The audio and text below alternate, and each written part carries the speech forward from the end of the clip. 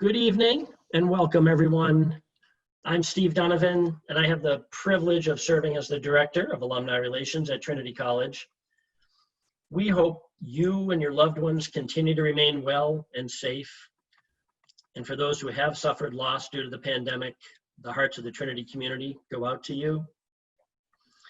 This is a time of the year when so many of us are accustomed to enjoying the spring splendor of our beautiful campus.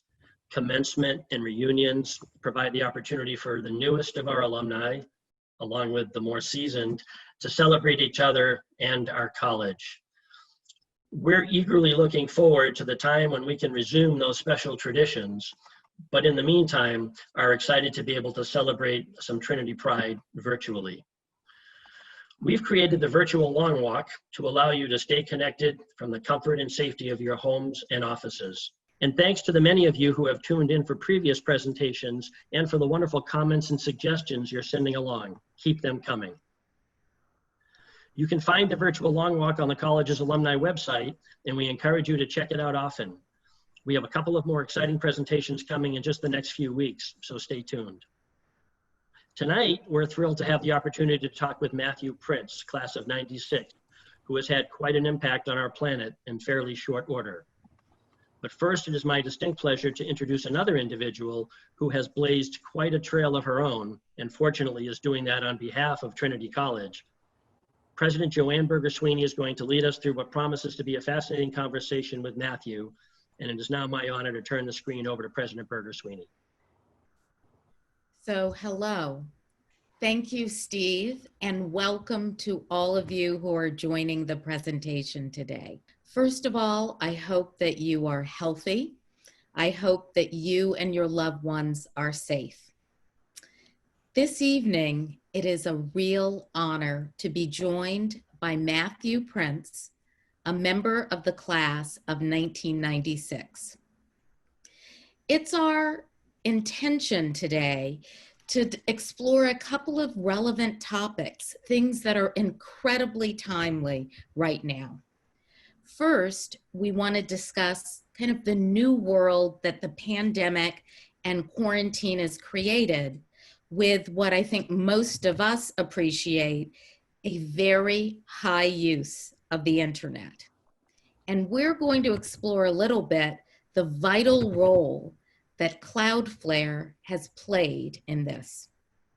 Second, I hope that we have a chance to talk a bit about entrepreneurship and education, and maybe the roles that those have played in Matthew's journey. And then third, I want to make sure that I take a couple of questions that we have from students and alumni. So with that outline of how we're going to proceed today, I first want to introduce you to Matthew Prince. He is co-founder and CEO of Cloudflare, whose mission is to help build a better internet. I love the simplicity and clarity of that as a mission for his business. Today, the company runs one of the world's largest networks, which spans more than 194 cities in 90 countries. Matthew earned his BA in English Literature and Computer Science at Trinity College. He completed his JD at the University of Chicago, and he's a member of the Illinois Bar. He holds an MBA from Harvard Business School, where he was the George F. Baker Scholar and awarded the Dubliner Prize for Entrepreneurship. Matthew is a World Economic Forum technology pioneer, a member of the Council of Foreign Relations, winner of the 2011 Tech Fellow Award, and serves on the board of advisors for the Center for Information Technology and Privacy Law. He's also the co-creator of Project Honeypot, the largest community of webmasters tracking online fraud and abuse. So welcome, Matthew, It is a true honor to have you here this evening. President Berger-Sweeney, thank you for having me. Absolutely. So let's start by hearing a little bit of your story. Kind of where are you from? How did you get to Trinity? A little bit about your academic and maybe extracurricular pursuits and your career path. Sure. So I grew up in the mountains of Utah, in Park City, Utah, and growing up there, I wanted to get as far away as I possibly could, and which is funny because now it's one of those places that I call home and feel very comfortable. But back then, I was a kid growing up in a pretty small and sheltered town, and had a vision that I wanted to go to.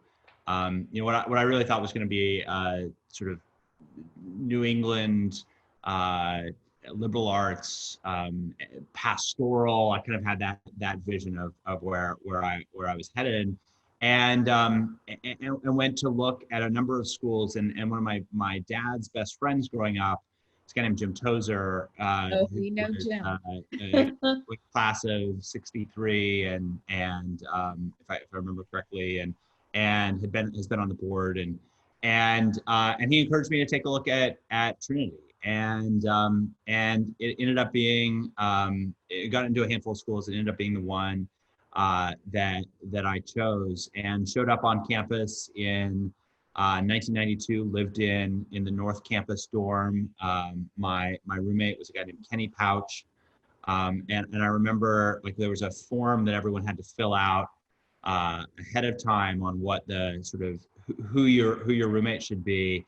And the only thing I remember putting down on the form was it was like musical taste, and I was like anything but rap. And I showed up, and Kenny, who went by Kenny Ken, was playing just beatbox rapping and just going crazy. And I thought, what went wrong? What I learned later is that Ken's mom filled the form out for him. So I think that's how I ended up getting matched. But we ended up being being friends, and I actually saw him a couple of years ago. He's in Washington D.C. now, and just had a good experience in that first year over in North Campus.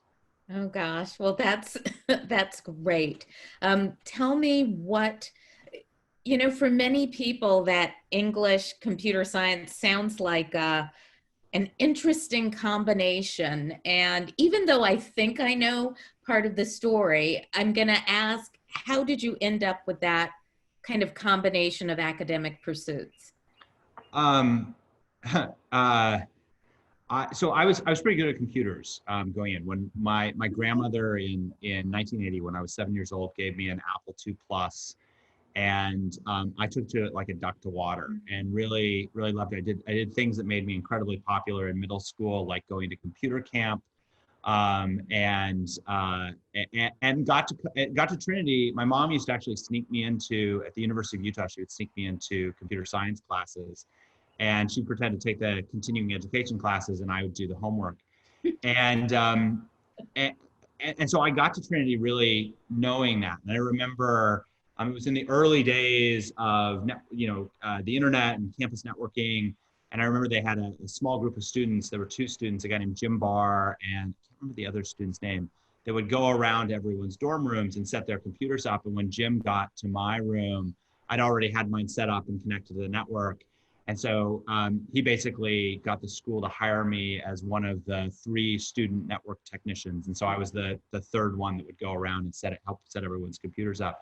And so I thought I was going to study computer science. And then the challenge was that, I was, probably in retrospect, quite arrogantly, I took kind of the intro computer science courses and thought, I know all this stuff already. It was too easy for you, huh? Well, yeah, but there's a lot more to it that I never got to, and there's probably a lot more that I could have done. But I thought, I really want to be here to learn something else. And I think one of the other things is I'd grown up in a pretty sheltered place in Utah, and I looked around the computer science courses, and unfortunately back then, as it still is now, although hopefully getting better, there weren't a lot of women in the computer science courses, and I thought part of the reason I came to college is I wanted to date a girl. And so I thought, where would we be able to find, someone else I can meet someone? And I thought English literature, that'd be good. And so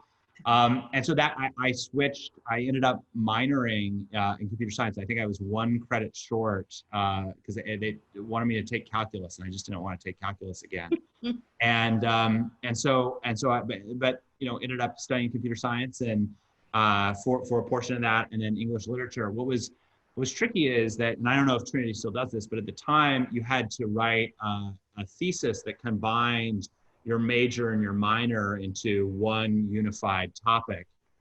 And it was somewhat of a struggle. And I was working on it in 1995, and it was right as the internet kind of was taking off. Amazon had just launched, Netscape had just formed and gone public, and the internet, was just exploding. Mhm. And I remember at the time, we had started something on campus. Jim Barr, the tech, and a guy named Peter and Paul, I can't remember their last names, started this thing called the Trinity Journal. And we had such a hard time. Wired actually gave us a prize for being the first online only magazine. Huh. And we had such a hard time getting people to write for it. Because I was also doing the newspaper at the time, the Tripod, which I assume is still the Tripod. It was easy to get students to write for that because you were trying to impress, whoever it was you were trying to impress on campus. But no one on campus could get their browser to not crash all the time. And so nobody wanted to write for this online only journal. And I remember getting an email from somebody in Japan, and they were saying, in sort of broken English, I love what you're writing in the Trinity Journal. Please keep writing it. And I remember thinking, why do I care if someone in Japan is reading this if the cute girl I have a crush on down the hall isn't? And so I remember thinking, this internet thing, it's a fad. And so I think somewhere, hopefully tucked in some vault, there is a copy of my thesis where I spent about 200 pages arguing that the internet was never going to amount to anything. And I think I've been living that down ever since. Well, that certainly sounds like something that we should look for. But in response to your question, I hope you don't find it. So, in response to your question, no, students don't have to combine the 2 topics of their major. They can choose to write a thesis in one topic or the other. And the second is absolutely yes, this Tripod still exists and is published both online. Somebody should bring back the Trinity Journal. It's you can still, if you search around for it, you can find the archives, and it was pretty amazing. Peter and Paul were the real architects behind it, and they said the future of publications is going to be digital, and so we're going to do something that's digital only. And it was pretty revolutionary for its time. Yeah, we'll take a look. Now, as you mentioned the internet, I thought I would ask a question. For many people, and I might even count myself as one of them, the internet is just something that works, even though it is quite clear that a lot is going on behind the scenes. So I'm going to ask you to give us a little bit of insight into what is happening behind the scenes on the internet and how that might have changed a bit during the current lockdown when internet usage is way up. Can you give us a little insight? Sure. So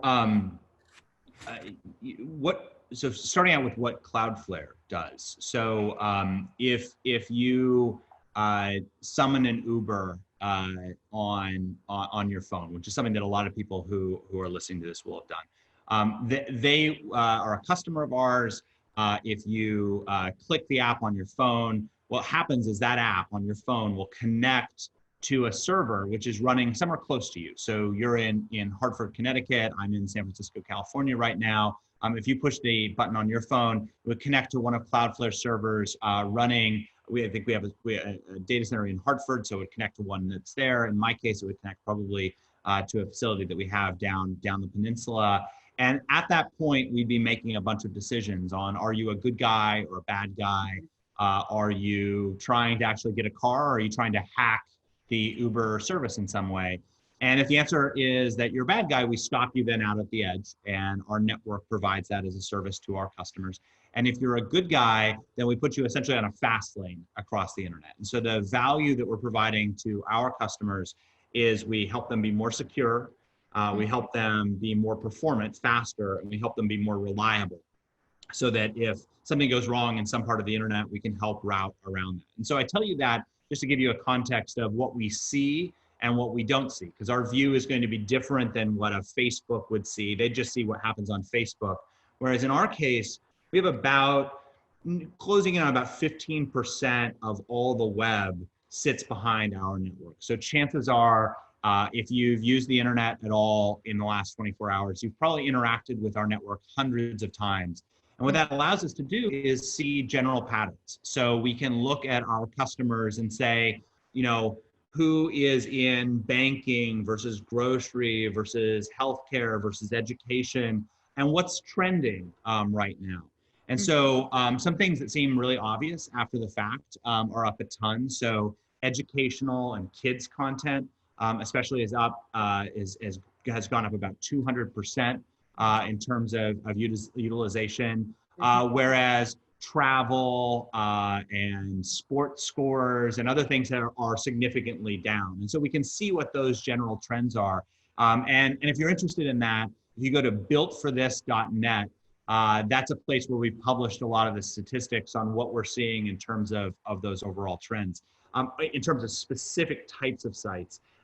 Overall on the internet, it's been pretty remarkable. There's a direct link between when cities or regions go into lockdown and when internet usage spikes.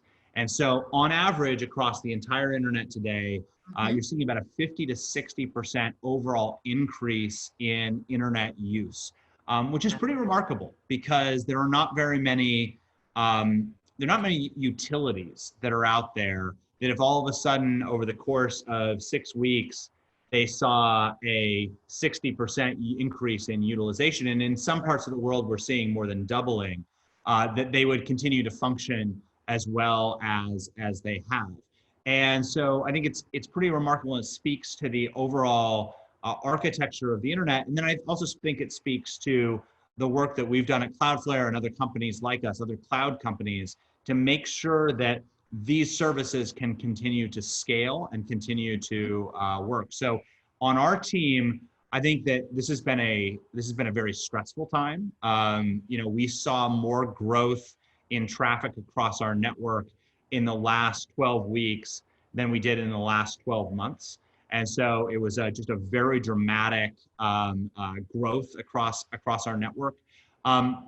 And we also, I think the other piece is that, obviously the superheroes of this crisis are the medical professionals and the scientists who are taking care of the sick and looking for a cure.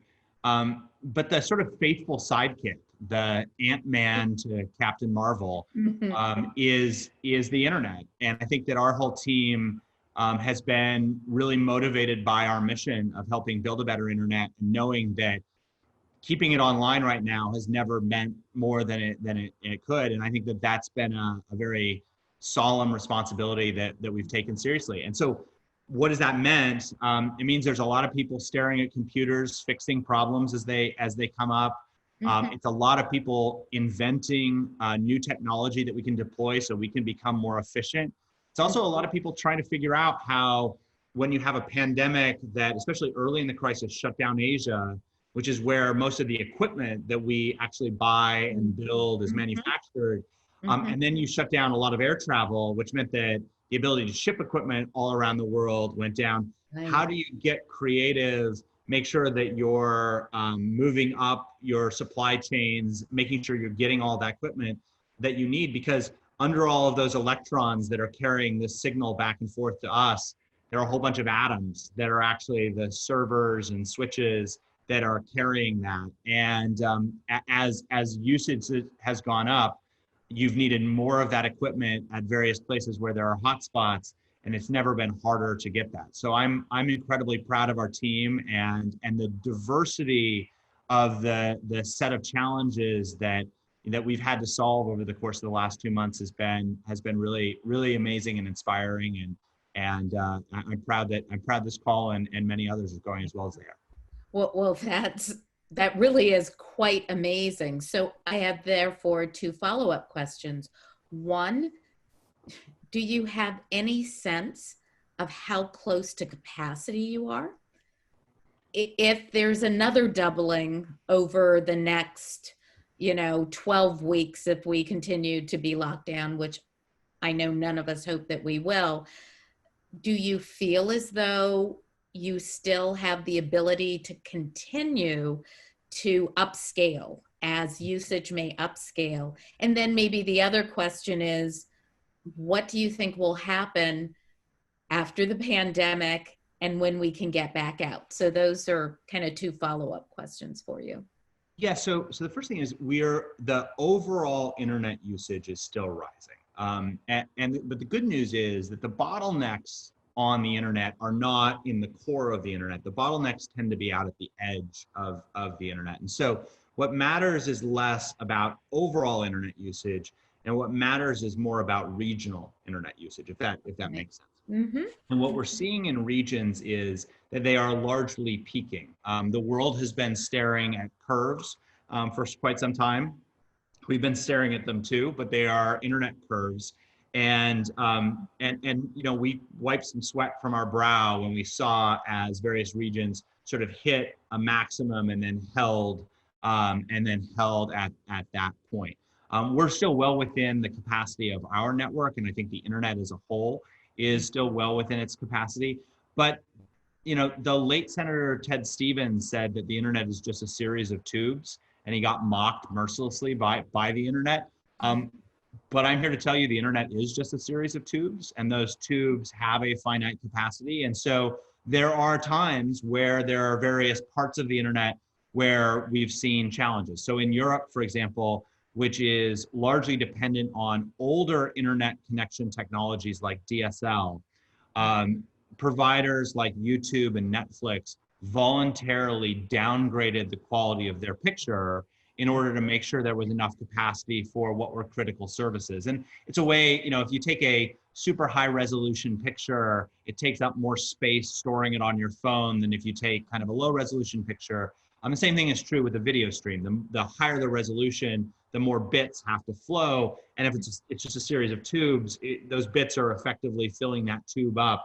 And so them taking that down freed up an enormous amount of capacity.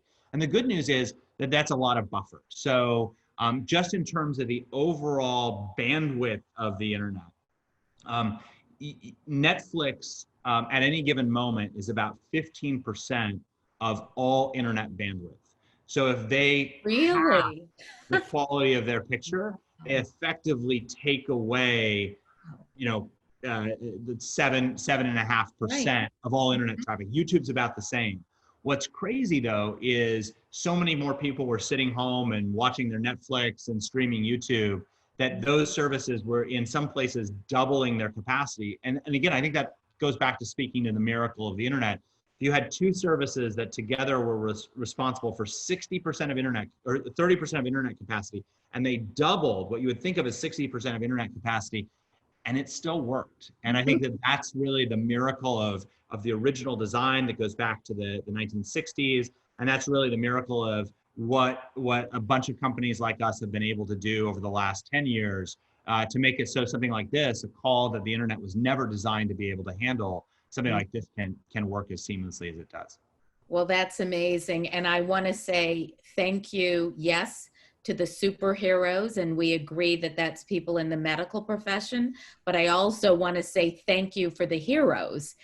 I would put you in the category of superheroes too. Well, I think we're a faithful sidekick, but I'll definitely pass that along to our team. Oh, that's terrific.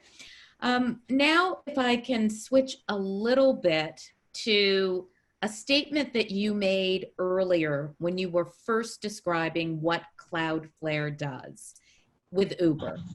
and that the first thing you do is determine who the good guys or good gals are and who are the bad guys and the bad gals, which is clearly a question of security. I assume security and privacy are really intertwined. So can you tell me a little bit about how Cloudflare makes that determination?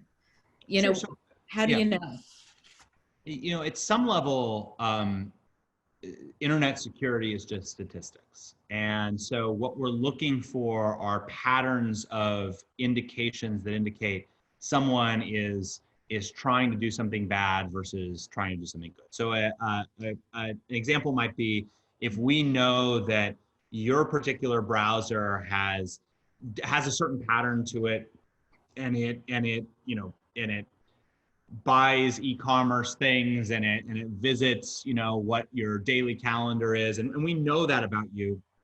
That means if all of a sudden that you show up somewhere else trying out a new ride service, that we can essentially say, oh, you're a this is President Berger-Sweeney, and we know that she's not trying to hack the service likely, and so we can give you essentially that fast lane across it. On the other hand, if we see that you're behaving like an automated system, or that you're scanning for certain known vulnerabilities, we can also look for that and essentially increase the amount of friction that you have as you go across the internet. And our job is to take all of the data that we see and be able to separate the world increasingly into sort of those two camps. And so when we do our job well, the internet just works for folks like you, but for the hackers and spammers and other bad guys that are out there, we help our customers stay safer from them. Right. So have you seen an increase in volume since the quarantine of security threats, hackers online? I feel like I have personally, but maybe that's just me. So there are a number of different threats. What you've probably seen personally have been more people trying to pretend that they are a health professional, letting you know that they want you to sort of give them personal information or something that would be trying to compromise your identity. What we've seen in general is that the volume of those attacks hasn't gone up very much, but they've almost all shifted from, instead of pretending to be a Nigerian prince that will just wire you some cash if you send them a check first, instead they're trying to pretend that they have some COVID-related scam to it. So I think that might be part of what you're noticing. Overall, across the internet, though, we have seen an increase in attacks, and it really came, I think, in two ways. The first is hopefully not a Trinity problem in particular, but what I would call the bored kid problem, which is that the minute that schools started canceling their sessions, before they had figured out how to transition into a virtual experience, we saw a significant uptick in what were relatively unsophisticated attacks. And that's not totally surprising. When school lets out, the number of cyber attacks online go up. In certain parts of the world, when it's test season, especially if they rely on electronic testing, attacks go up because the modern equivalent of pulling the fire alarm to get out of the test is launching a DDoS attack in order to knock your online testing platform offline. So we saw that as the first peak, and then it settled back down. That was probably the less concerning. The more concerning, more recent trend is that there are a number of attacks that are targeting largely either government or medical infrastructure, hospitals and other service providers. And those appear to be more sophisticated. In some cases might be nation state or pseudo nation state related. And that's why you saw out of Europe, there was a declaration that effectively amounted to, you're a real jerk if you're attacking, medical professionals trying to provide care during this crisis. Right. Use a little bit more dignified language than that, but I think that's the case. And so what we're doing is saying that for any government institutions or any healthcare institutions that need our services right now, we stand ready to help them. We're providing services at no cost. And it's just part of our continued effort to make sure that we can use our expertise and our technology to make sure that the internet continues to function and organizations that are providing these critical services continue to be able to deliver them. Right. Well, first of all, thank you on behalf of, healthcare centers and, medical profession in general, because that's a really important service that you're offering. I'll share with you that I sit on the board of directors of Hartford Healthcare, which is the largest healthcare system now, or always competing with Yale for size. And until I, was a member of the board, I hadn't realized how serious the attacks against healthcare, are, and of course, how much of our personal information is in the healthcare system. It was just a magnitude of a problem that even, here in higher education, I hadn't even imagined.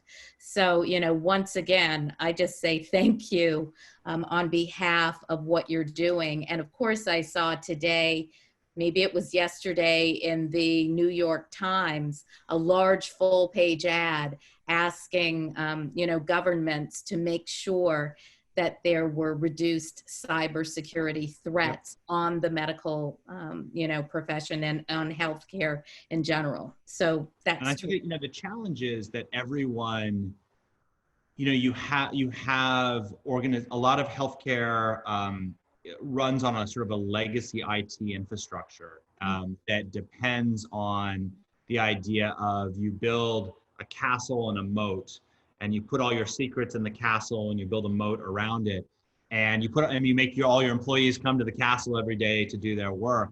What's challenging is right now the attackers know that as everyone is having to now work remotely, right. There are a lot of essentially drawbridges that are getting lowered across those moats. And so that is causing an uptick, because if you can compromise that information, then even if the target isn't the healthcare organization itself, the data that healthcare organization has about your information will then allow an attacker to use that to commit a number of other pieces of fraud. So we're definitely seeing, unfortunately, a rise in those attacks, and it's something that we're very cognizant of. Right, thank you. And also, I appreciate your analogy, of the castle and the moat and the drawbridges. And I'm just going to attribute that to your English literature background and your liberal arts degree. Allow me to do that. It does turn out that I joke that my computer science degree isn't so good for writing code anymore, but it's good for knowing when engineers are lying to me, and my engineering or my law degree isn't so useful for practicing law, but for knowing when lawyers are lying to me. And my business degree isn't really so useful for managing our books or anything else, but I at least can communicate with our finance team. But every day, being able to speak and write and communicate is pretty clearly. Absolutely essential. So tell me a little bit about Project Honeypot. Project Honeypot was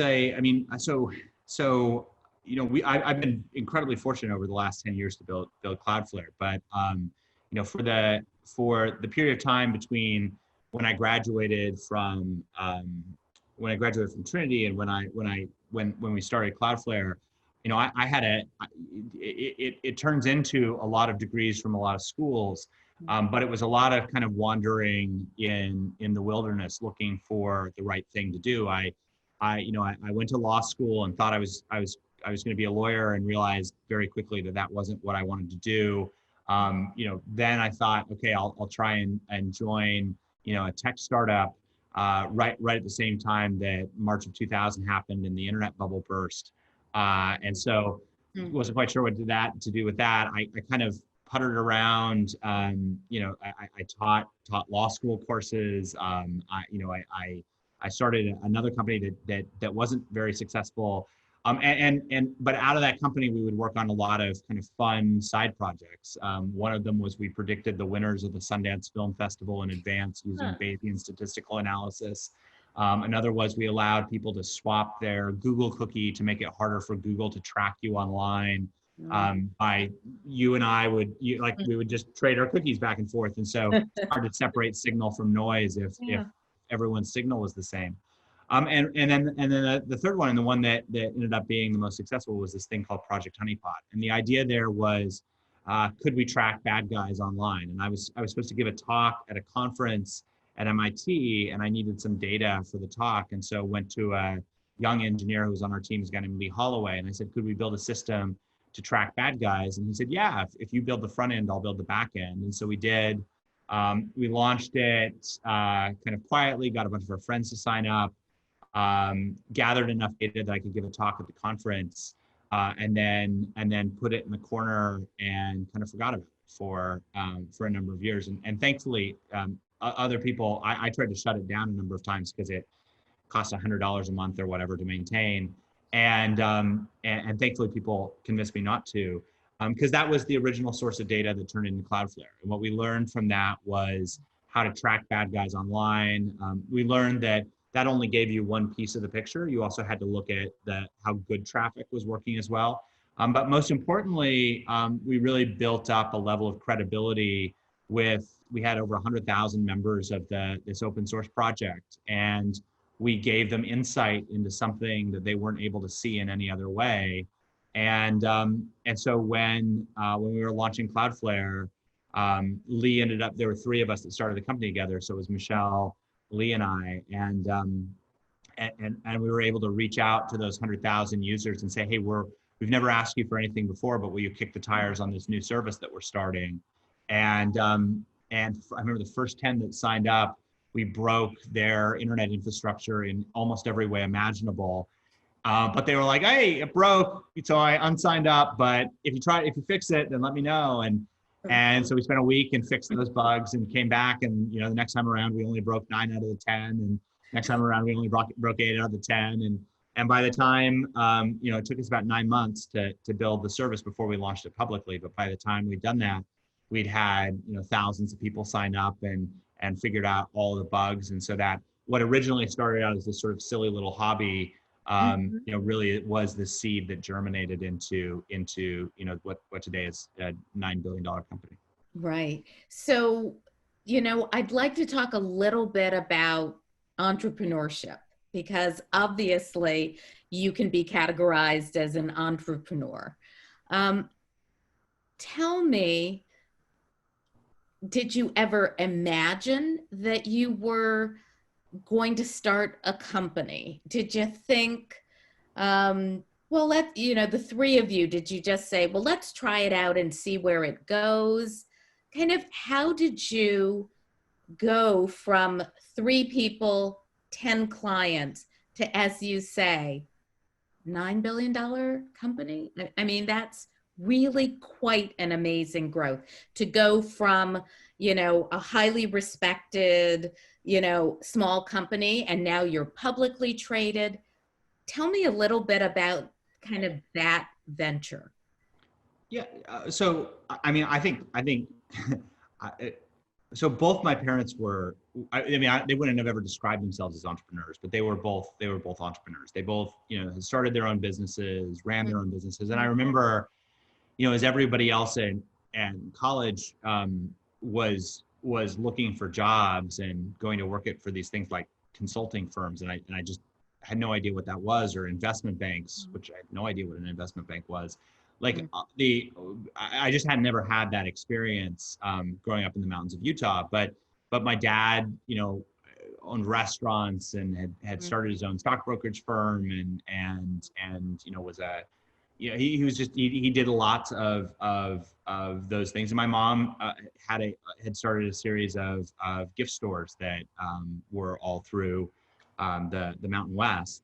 And so I think that was sort of just the world that I knew. And I think that I'd watched as ventures that they had worked, and I'd watched as they failed, and I think that just sort of felt like what normal was around the dinner table. And so I think that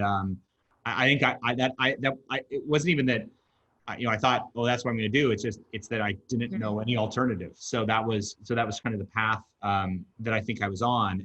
That was a very frustrating path to me, and even more so to my parents, who spent a lot of time just saying, like, why can't you just be a lawyer for a while? And I think that's I mean, again, it all worked out, but it didn't have to. So I think we were on that path. I'd started another company that was not particularly successful, but was sort of puttering along, and we'd launched, and it was going okay, and then we were sued by, of all the completely and totally crazy things, the adult entertainment industry. Because we had built something like the do not call list, but for email. And turns out one of the classes I must have missed in law school was that if you're providing government services and you're allegedly infringing on someone's civil rights, you are jointly and severally liable with the government for that. So the process server showed up one day and said, by the way, you're being sued by the porn industry.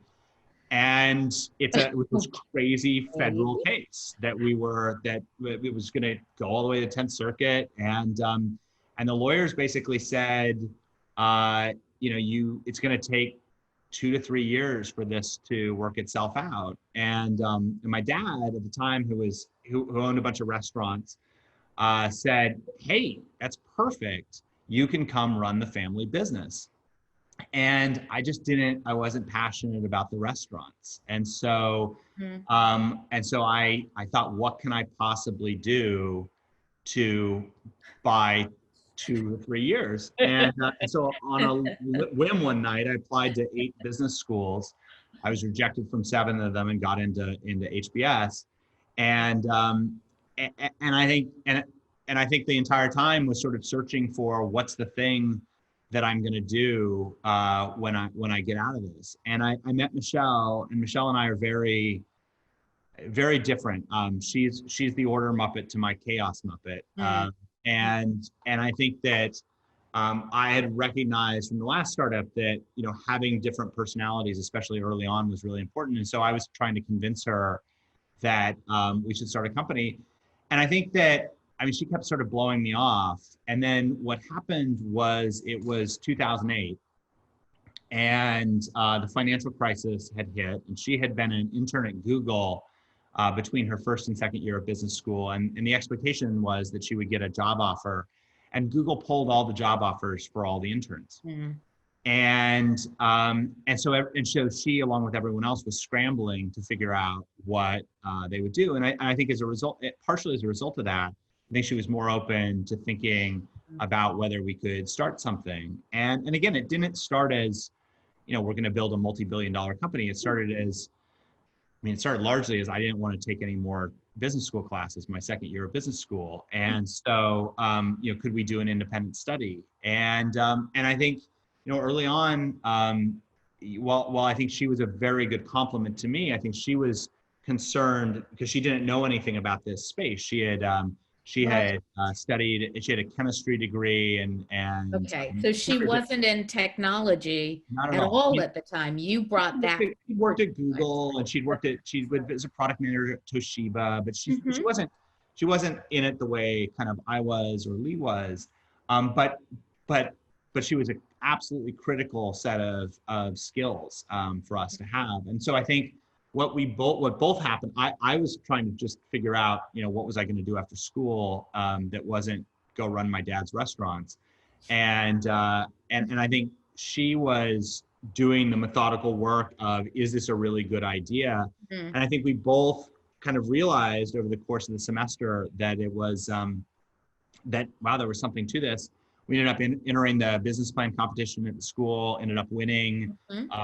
She had an offer to go work at LinkedIn that she deferred.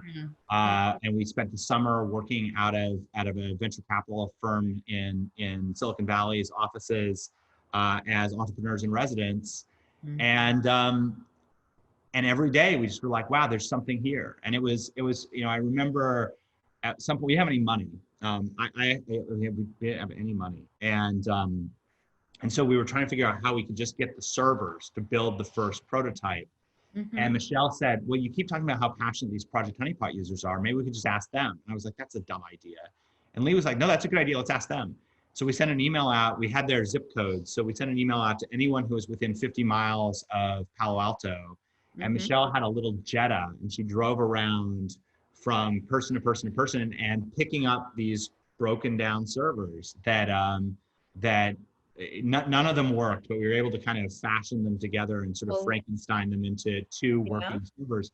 But the thing that was actually the most valuable was at each of those stops, she would talk to the people and they would say, oh my gosh, if you guys built this, I would totally sign up. And I think that gave us the confidence.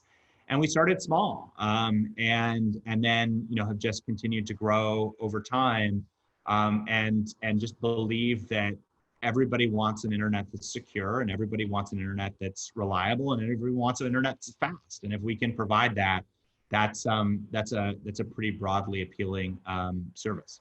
Absolutely. So of course, I know you have a crystal ball there in San Francisco. So tell me what you think the internet is going to look like 10 years from now.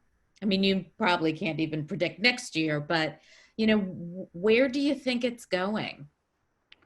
Well, I think, one of the challenges of networks or opportunities of networks is that they exhibit network effects, which tends to consolidate behind a relatively small set of providers. And I think that the internet was this great democratizer for a while, where it became incredibly easy for anyone, to set up a presence and publish online. Unfortunately, for most of the world, somewhat fortunately for us, the internet has gone from being like the Caribbean to being the North Sea. And trying to survive on your own is incredibly, incredibly, incredibly hard. And so I think more and more people are turning to others to try to say, we need the scale of being a battle tanker that can get through the waves. And when I think about long-term, who our competitor is, sometimes internally, I sort of say, I think Facebook is almost the company that we're competing with the most. And people are like, Facebook, that doesn't make any sense. And yet what they are doing is they're saying, listen, the internet's complicated. It's really hard. If you're a small shop, why don't you just put all your stuff on us and we'll just take care of you? Now that comes obviously with a lot of trade-offs that you just have to buy into everything that they're doing. It's the same way that if you're a retailer today, Amazon looks really appealing because they have customers and they have merchandise and they have payment processing and it all just sort of works. And yet, it's a pretty sad world if all of retail just gets sucked into Amazon, or if all of the internet just gets sucked into Facebook. And so, I think and yet the nature of networks and the nature of increasing challenges, I think puts real pressure on that consolidation. And the internet has gone from this great force of dispersion to sort of this force of consolidation. And so I think of our role as being one of the defenders of that open internet and making it so that you, as whether it's an individual college or an individual retailer or individual others, can have the same network and the same behind the scenes infrastructure as those internet giants, without having to sort of sell your soul to those internet giants. So another company that I look up to a lot, and that I think is similar is Shopify, and they provide sort of the back end infrastructure, the shopping cart experience for everyone that's out there. And if you've bought anything from any small merchant that's out there, chances are Shopify has provided the infrastructure behind the scenes to do that. And I think that Shopify is to Amazon where again, it allows you to have your own brand, it allows you to have your own experience, but they take care of the sort of technical stuff under the covers as we are to Facebook. And that's how I think that we're thinking about this over the long term. And I think that if the Shopifys and the Cloudflares go away, unfortunately, I think more and more of the internet consolidates behind sort of the major providers, the Googles and Facebooks of the world. And I think that's a very different internet than the one that I watched really take flight in my time while I was at Trinity. Right. Well, I'm glad that you brought a little bit higher education into the answer for that last question, because I think you're right. We here at Trinity College, small liberal arts college, and it feels as though it's getting more and more difficult to do what we do independently. And there are a lot of pressures for consolidation. And I think that we as an institution are trying to find that pathway forward in which we retain our independence, what we do really well, but figure out ways that we can connect, collaborate, and partner with other either institutions or even industries to figure out how we can do what we do better. Because fundamentally, our mission is educating students and using every technique that we can figure out how to do that better.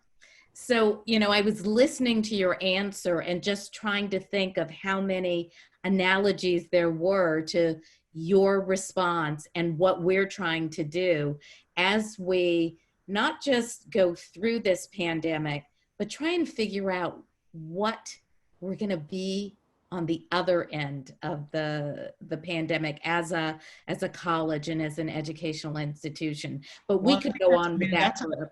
But I think that, at some level, and we've talked about this, but at some level, I think that's Trinity's challenge, and it always has been Trinity's challenge, right? Is what actually are we?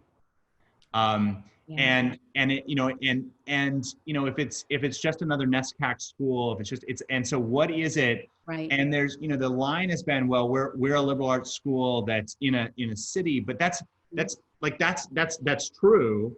But if I'm the buyer of that, why do I care? And so what are the unique advantages that creates? And I think that, for better or worse, I think what we're all living through is going to change all of us in very dramatic ways. And I think that I'll give you an example, taking it out of education, but at Cloudflare, we've always been a very work from office culture. And we said, the purpose of an office is it's a place for people to come in and work. And a lot of the things that other Silicon Valley companies do, where they have cafeterias and they have gyms and they have other things, we said, no, that's just a distraction. The purpose of an office is for people to come in and work.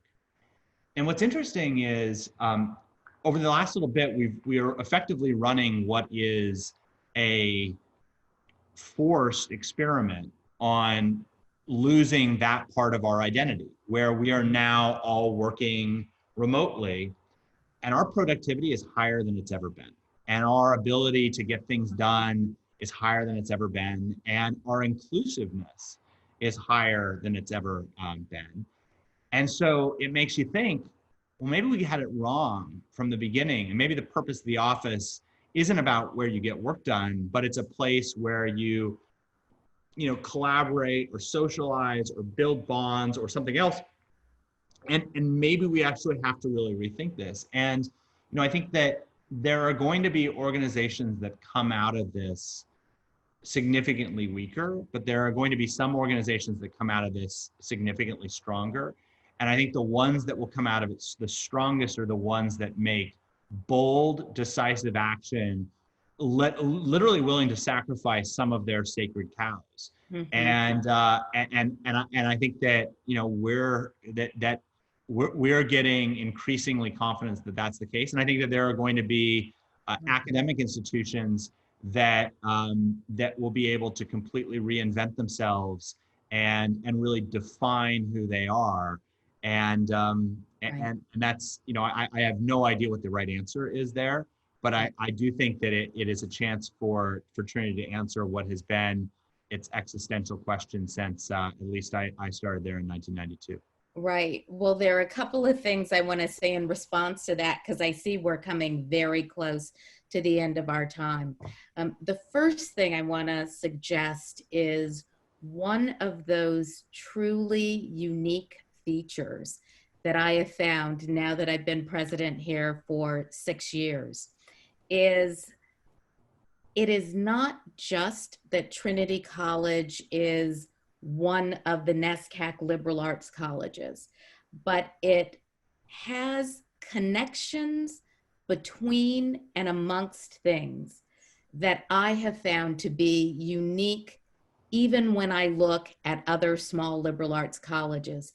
There's something about the size, the location, that forces people to make connections in ways that are different from what I've seen before. And you feel like actually a shining example of that when you talk about English literature and computer science. That is not typical, and it was not typical in the 1990s for many of our NESCAC peers. So there is some kind of connection and stickiness about Trinity and an ability to cross paths. I'm a neuroscientist, and what I keep telling people is that I see neural networks here like I haven't seen at any other institution that I've been a part of. And I think we have to figure out how to continue to reinforce some of those interesting different connections, because I think when you connect, and you connect in different and unique ways, you come up with different questions and different answers than anyone has ever asked before. But I will also share with you that the Board of Trustees put together a commission, which they've called the President's Commission for the Future of Trinity College, to already start to imagine what we could be after the pandemic. And I've spoken to many of my peers, and everybody's so focused on today or next year or will we open in the fall that they're not thinking about what are we going to look like after the pandemic, and how do we want to set that course now to be able to emerge the Trinity College we want to be in the future. But Well, you know what? That's our next discussion. Well, one of the things, but what's hard about that is, I mean, your job's really tough. I get to be the dictator at Cloudflare to some extent. And so Michelle and I can get on the phone and say, listen, we're going to switch this boldly. You have to report to a board of trustees. You've got to report to a group of deans, and colleges. I mean, I think one of the, I am stunned that the fact that fraternities are still a question at Trinity is a question. But you think about the purpose of a fraternity is about preserving tradition, and there's value in that. The purpose of a lot of academic institutions is about preserving the tradition that's there. And yet, if you really want to be disruptive, you've got to find some way to make that leap. And there are peer institutions of Trinity that will not survive the next 10 years. Right. And so I think the thing which is incredibly difficult about the job that you're in is sometimes, even if you see the changes that need to be made, it can be very difficult to overcome the inertia that is inherent in a lot of academic institutions. So you don't have an easy set of challenges ahead. I don't, but I believe that's what soft power is about. Changing things that are very hard to change, but doing it in a fashion that you wield your soft power if you can't be dictatorial from the top. But as I said, maybe that's our next discussion. Maybe, you never know. So, never know. Oh, so I think it's time for me to wrap up. There's so many questions I didn't get to ask, but it was such a fascinating conversation, and you're really quite a remarkable conversationalist. So, and for someone, you're not the stereotype of, what people think of as either the computer science major or someone who has such an important and massive company that's really based on the internet and technology. Your ability to explain what you do, why you do it, and how you do it was quite remarkable. And you have made me very proud as a Bantam. So I thank you so much. Well, hope the weather stays nice in Hartford, and thanks for having me on. Absolutely. Thank you. And I promise we will continue the conversation. Sounds good. Take care. All right. Thank you. Stay safe. Wash your hands. All right. Yeah, you too. Bye-bye.